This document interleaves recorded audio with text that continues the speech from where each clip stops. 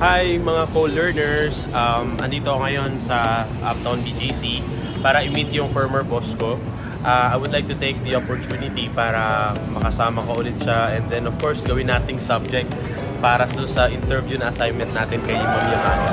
So yun, sabi ko samahan lang niya ako magkape, pero di niya alam na meron akong mga questions para sa kanya. So yun, samahan niyo matao lugar kayo, still, no? Kahit na medyo maluwag na yung natin, protocol, no? Huwag niyo pa rin kalimutan na gumamit ng mga PPE kagaya nitong mask, no? Lagi kayo magmamask, lalo na kapag kulay pink. Mas maganda pag pink na mask, mas safe. Alam nyo, isa sa mga ayoko sa mga boss, yung sila yung hinihintay, gano'n, maghihintay ka talaga ng matagal sa kanila. Hindi, joke lang. Actually, very short notice na ginawa natin. Kunwari lang namimiss ko siya. Kunwari namimiss ko kayo, ganyan. Hindi nila alam, di ba? Gagawin lang natin para sa assignment. Anyway, hintay-hintayin pa rin natin. Para sa assignment. Para sa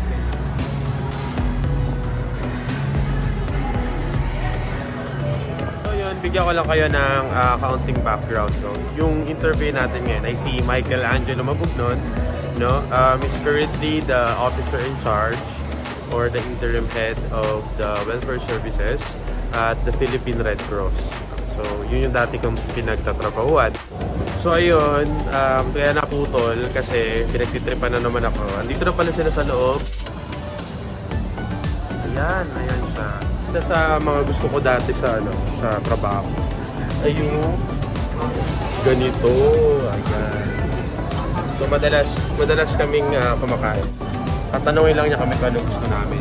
Tapos, yun, siya na mag-order. Di ba? Pasa yan. Teriyaki? Yun na kayo.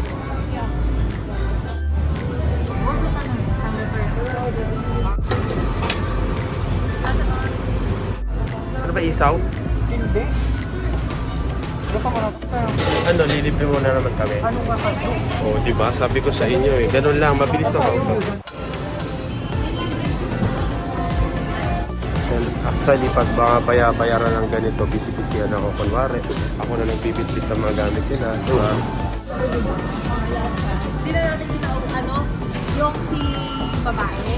Pero kung puta ka po nito. Kaya mo ba? Opo. So, ayan. Every time na kumakain kami sa labas, ang huli naming pinupuntahan ay coffee shop. Buhay nyo na. Yan, wait ko muna yung mga nila, mga transaction. Ganito yan, no? Kahit na after office hours. Yun. Go-work pa rin kami. So, nakakaawa. The joke. Hello everyone, my name is Michael Angelo Mabugnon. I am 28 years old, currently the head of the Welfare Service Department of the Philippine Red Cross National Headquarters. I have been with the Red Cross since 2008 and has been a staff of the Philippine Red Cross since 2013. Also, I'm a social worker by profession, a native of Zamboanga City, as well as holding the position as the youngest co-chair of the Asia Pacific Migration Network. Okay, so the first question is kung hindi ka social worker at hindi ka manager ngayon, sa tingin mo ano ka? IT. Ka ba nagsisisi na nag-social worker ka or ngayon? Actually, at first, nagsisisi ako. Kasi hindi ko talaga gusto yung course. Nung kailangan ko na mag-shift before pa huli ang lahat, wala nang ibang course na tumatanggap. Can you tell us kung paano ka nakarating dyan sa lugar mo na yan? Actually, hindi ko siya pinangarap at hindi ko siya inasam. Nag-retire na yung dati kong boss, tapos yung piniling OIC, hindi naman nagtagal. Tapos nung pumalit na din naman na manager, hindi rin niya nakayanan yung trabaho sa Red Cross. So, what happened was, pinili niyang hindi na mag-renew ng kontrata niya at hindi na maging regular. So, sabi ko, in-offer sa akin ang position ng management. So sabi ko, ayoko naman na bumagsak yung department kasi wala naman kasi sa amin din sa mga colleagues ko dati, kasama ka na doon, na willing tumanggap nung work. So sabi ko, why not? It's an opportunity for me to learn as well as an opportunity for me to really push myself outside my comfort zone. Thank you very much for that, Mike. Although, aware naman ako kung ano yung mga posisyon na ginagawa mo. Pero for now ba, paano mo madi-describe yung mga roles and responsibilities ng isang manager? A manager ng welfare services at a very young age, actually madami kaming ginagawa eh. So hindi lang siya limited dun sa pang-araw-araw natin sa dugo, but we also manage a lot of programs. We deal with donors, we deal with not just local donors but also private, but also work closely with the government. As Red Cross kasi we are auxiliary to the government. We respond, we support, or else we replace if needed. So kasama na doon yung mga iba't ibang programa within terms sa social services, sa health, sa disaster management, as well as hindi nga lang siya limited kung anong meron sa Pilipinas, but also it also works closely with other Red Cross and Red Crescent national societies across the region and across the world. At hindi lahat ng nasa posisyon na to is mga bata.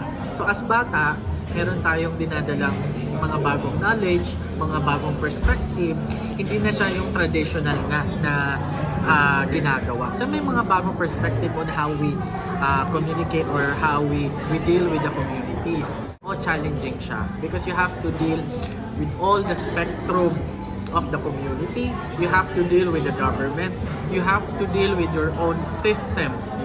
As of the moment, gaano kadami yung staff na hinahawakan mo and volunteers? Kasi di ba, we're not only handling or supervising staff but also volunteers. Can you give us the demographics kung gaano karami? And can you describe paano mo ito minamanage? In terms of staff and volunteers, in my department alone, meron kaming 14 staff that is composed of regular staff, regular social workers, licensed psychologists, but also project staff who handles different programs and services na funded ng different donors. In terms of volunteers, we do have like roughly 2 million volunteers across the country.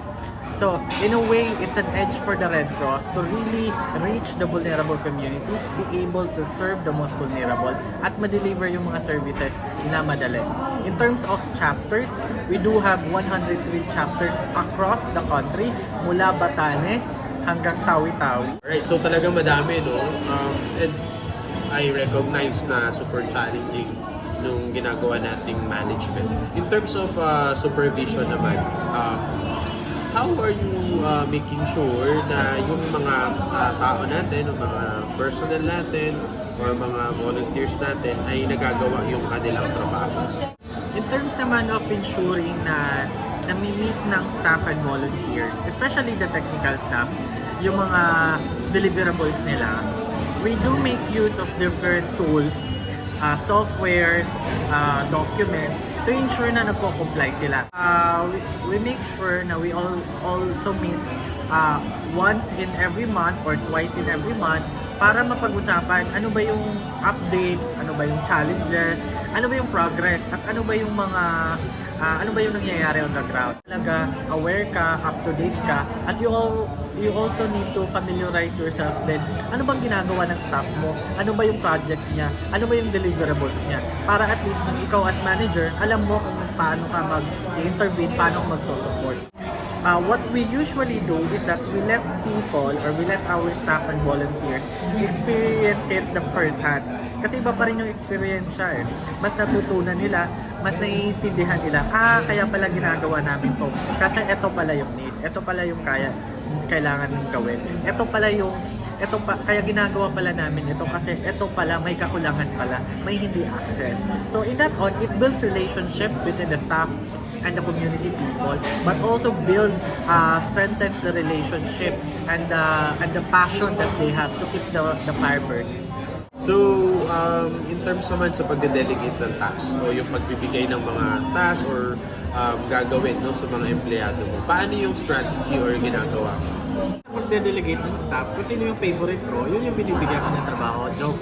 It's more on, sa Red Cross kasi meron silang kanya-kanyang programa, kanya-kanyang serbisyo na hinahawakan. So, kung kanino yun ang pupol, sa kanya yon. But there are times kasi na meron kaming ginagawa na way out doon sa programang hinahawakan niya. So that's the time na magde-delegate ka sa kanila. Gagawan mo sila ng working group. Doon sa working group, may kanya-kanyang assignment sila. But they are working collaboratively para to ensure na kung ano man yung deliverable as a office ay nade-deliver ng mga tao. Sabi nila kapag daw manager ka or supervisor ka, you're also mentoring yung mga staff mo. How do you do that? I mean, paano ka nagbe-mentor na isang staff? Of course, di ba, ang goal is to improve yung competency when it comes to their knowledge, attitude, and skills. No? We are helping them to transform to a better individual into a better professional. So, as a young manager, no, paano mo ito ginagawa? How are you mentoring people? No? I don't believe in micromanaging. It's an old way to manage people.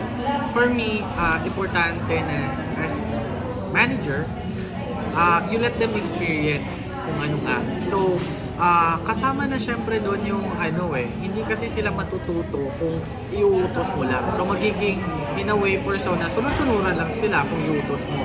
But in a way, I make them feel na any decisions that they make, any road that they take plays an important role doon sa success ng isang project or success ng buong office. Well, there would be times na magfe-fail sila, but they would learn from that mistake. And they would take it and take it for long na, ay, ito pala yung ginawa ko dati. So, hindi pala to. Another way is letting them really experience how we work on the field. Letting them decide on their own kasi nabibuild yung sense of responsibility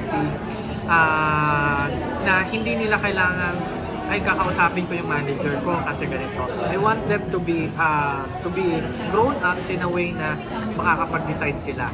Na tatawag lang sila ng manager pag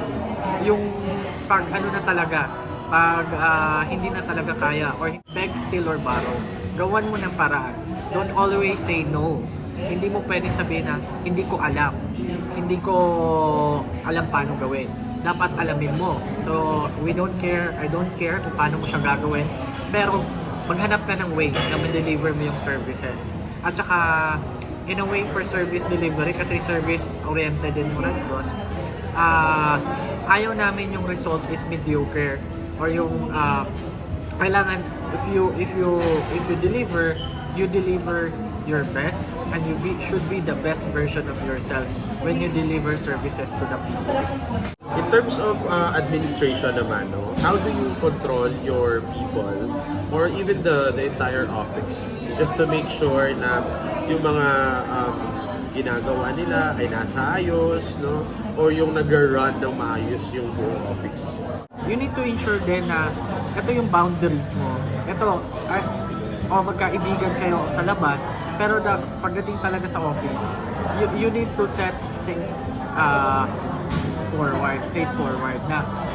Example, kadalasang problema ngayon is absences. Diba? Unauthorized absences. So dapat you need to ensure, you need to clearly communicate sa kanila na if you make this number of absences without proper authorization, there are certain circumstances. In that way, you will know na malilimit mo din na dapat clear ka sa kanila na hindi porket kaibigan kayo, hindi porket friends kayo outside, pagdating sa office is wala lang. Pagdating sa office talaga, you need to set boundaries na you're the boss, they are your staff, and they need to follow you. But also, as a manager, you also need to listen to them. What if kapag may inagawa namang hindi maganda yung isang staff or hindi nag-perform na kagaya sa inaasahan mo? Or let's say na hindi naging maganda yung attitude sa trabaho. Ano naman yung ginagawa? Hindi mo naman maaalis yung mga ganyang scenario. So yun nga, when you set boundaries, pag yung boundary na yun, si staff hindi pa nagpe-perform at a given time, after coaching, after mentoring, after knowing the cause of the problem, kung bakit hindi siya nakaka-deliver, syempre, you need to let HR know already para kung ano na yung pwedeng gawin dun sa staff. For example, suspension, or for non-submission of reports, or hindi niya na-achieve yung indicators niya, maybe kailangan ng support system, or kung hindi talaga, that would fall na non-renewal of contract, termination. So, syempre, ano na yun, very, extreme level. Kung So hindi medyo talaga- mahigpit ka rin pala, no, pagdating doon. I'm very I'm a very strict about delivery na reports.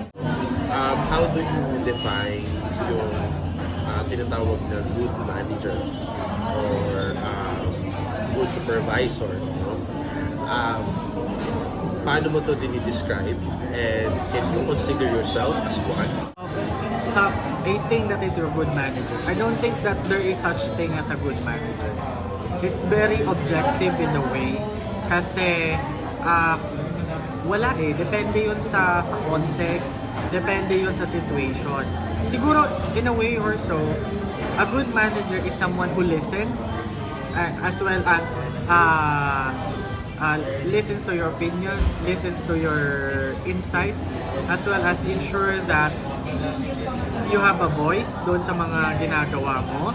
You can work independently, as well as letting you grow as a person, as well as ensuring that hindi lang nag-work, hindi lang ikaw ang nagko-contribute sa organization, but also the person is also, the staff is also learning from you. I'm still on, madami pa, mahaba pa. So, marami pang kanin ang kakainin para consider ko manager. But slowly, I'm adjusting. Slowly, I'm accepting na nandito na nga pala ako. So, at first kasi very denial pa ako sa current status ko ngayon, kung ano ako ngayon. Kasi for me, I'm too young to handle this position na pang-national. How do you want to be remembered by your people? I'm not saying na mamamatay ka na o wala ka na. But in case that you will no longer holding the position, for example, ano yung gusto mong maalala ng mga tao? For example, si Sir Mike or si Mike, ganito yan eh. Well, simple lang.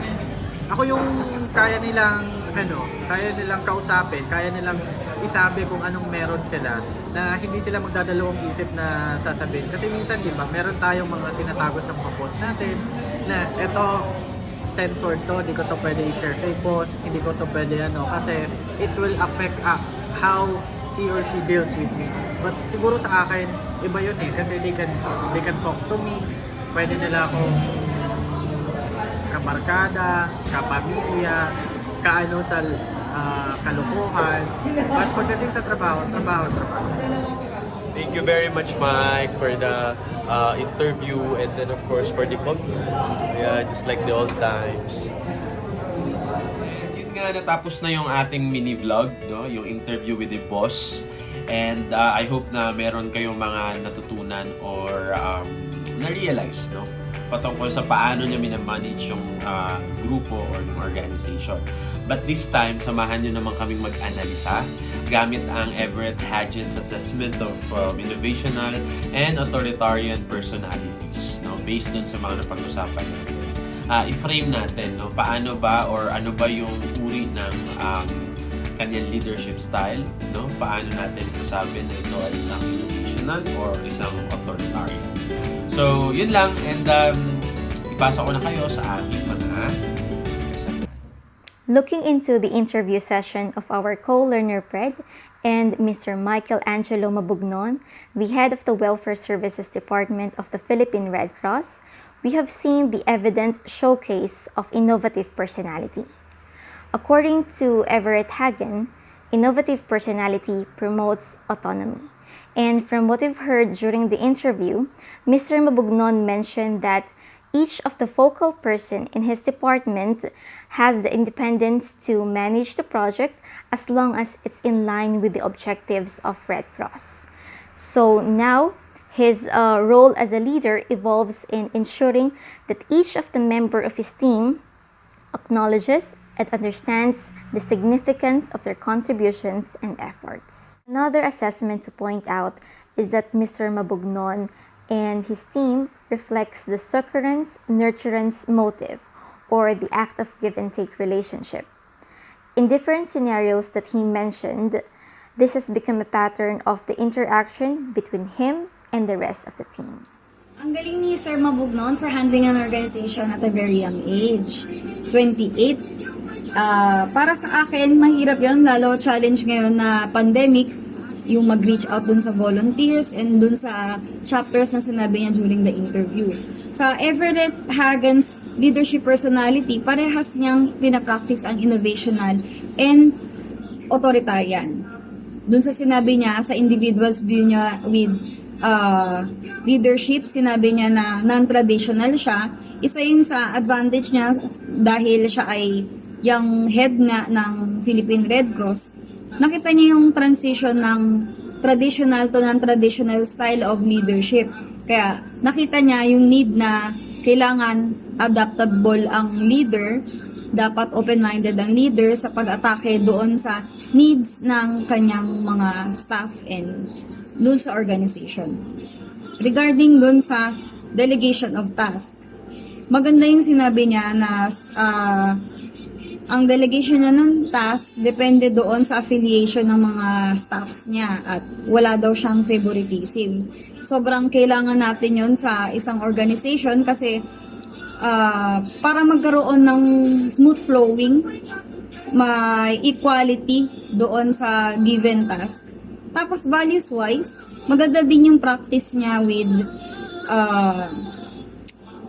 control over doon sa staff niya kapag may mga na-encounter siyang issues with absences, lalo pa ngayong pandemic, yan ay talagang talamak.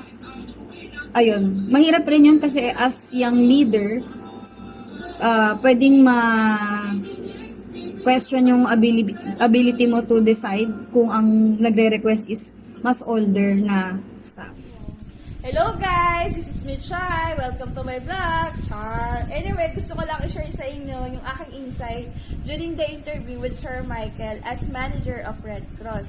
So, napansin ko kay Sir Michael as a manager, he has innovative personalities. Na-mention niya kasi kanina na he give opportunities sa kanyang mga staff sa workplace to experience yung actual work and activities na ginagawa nila sa Red Cross. And sabi niya, hindi siya naniniwala sa micromanagement kasi as kung kaya naman i-resolve ng kanyang mga staff yung problema sa workplace ay hinahayaan niya rin magdesisyon yung kanyang mga staff sa kanilang field of work. So katulad niya ng sinabi ng aking kaibigan na si Everett Hagens, Innovational personality perceive the world as orderly and as valuing him or her is high in need autonomy, achievement, order, and succurrence. Nurturance is apt to regard the welfare of others as equally important to his or My name her. is Normita Cabalbag from Group 1. So based on what I heard during our learners group lead recorded interview, Mr. Pred to Mr. Michael Angelo Mabugnon, the current head of welfare services at the Philippine Red Cross. My assessment of Mr. Mabugnon's leadership personality based on his interview responses focus on his innovational personality. According to Everett Hagen, an innovational character encourages autonomy. Mr. Mabugnon expressed his leadership style as being a macro manager as he empowered his staff to do their best and just called him only on a complex issue except for not doing it beyond his limits. So he empowered his staff to work based from their own job description and managing him only when it's needed. So as he mentioned in his interview response, he values nurturance, love, and encouragement to his staff, which has a big impact on developing their innovative personality.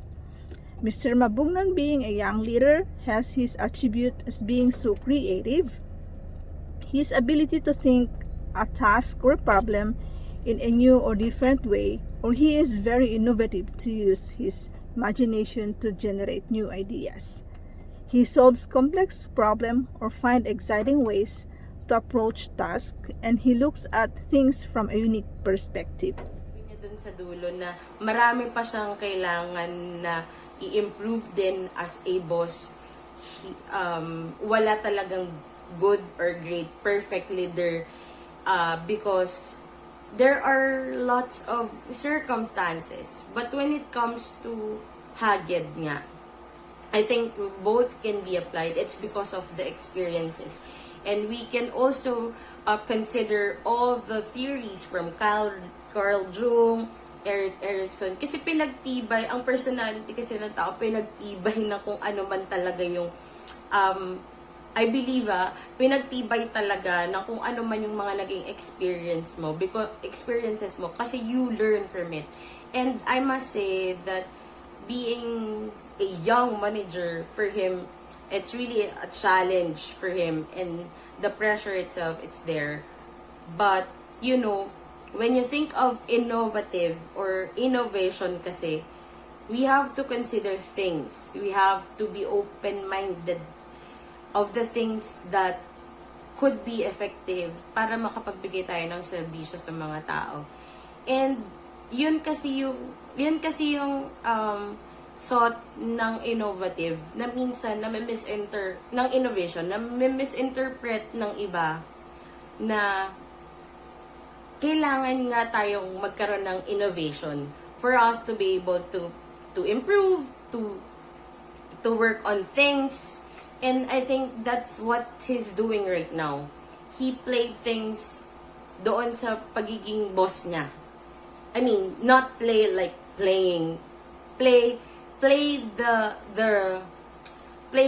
administration itself or the organization itself on how it will be effective.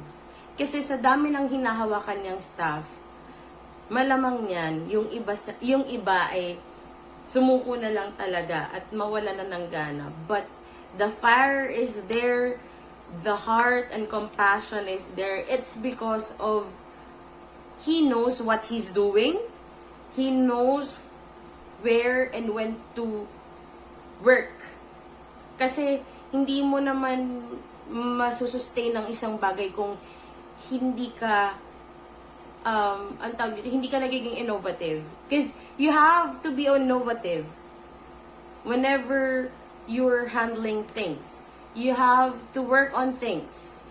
Kapag kunwaring kahit saan naman, kahit regular staff ka, you have to work on things, you have to be innovative in giving services. So yun, maraming salamat, lalong-lalo na sa mga kagrupo ko. Ayan, ang mini vlog po na ito ay pinagtulungan ng buong Group 1, no? Kasama po yung mga nakita po ninyo sa video. And ito po ay hinahandog namin sa mga kasama o co-learner po namin para po sa aming MSW sa UPOU. And of course, ito po ay sinasubmit namin kay Professor Agatha Galang Yamada. So yun lang po at maraming salamat and always take care.